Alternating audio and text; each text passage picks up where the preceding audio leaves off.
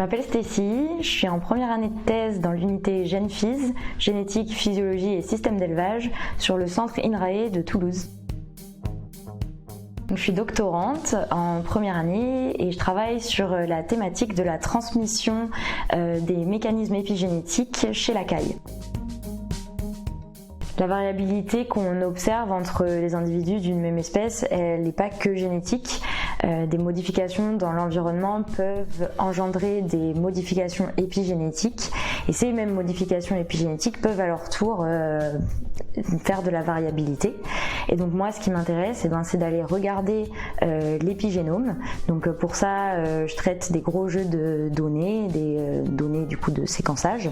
Et l'idée, c'est de venir regarder si on arrive à retrouver une transmission des marques épigénétiques entre plusieurs générations de cailles.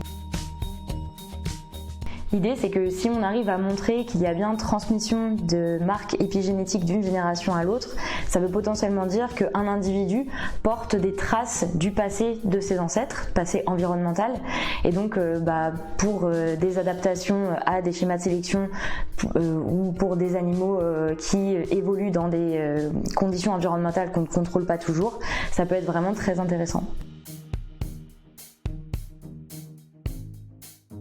Alors j'ai toujours eu envie d'approfondir ce qu'on m'apprenait à l'école et en cours, et donc la recherche, ça s'est un peu présenté comme une évidence, et en plus de ça, il y a quand même un côté émulation auprès de personnes qui sont vraiment très informées, très compétentes dans leur domaine, et donc en fait le fait d'être toujours entouré de scientifiques, ça donne lieu vraiment à de super débats, et donc c'est vraiment ça qui m'a donné envie de faire ce métier.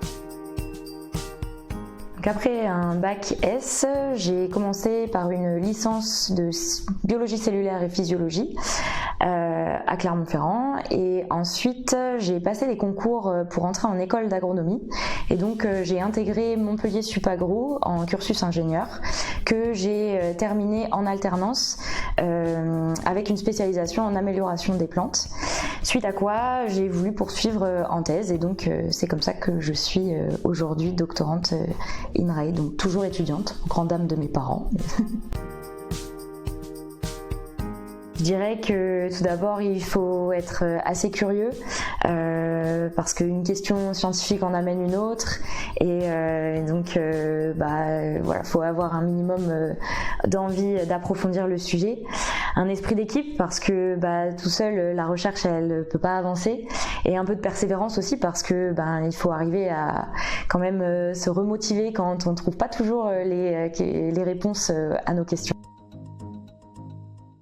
Je vais finir sur une citation d'Emmanuel Charpentier qui disait que tout provient de la science et qu'il est très important de la dynamiser.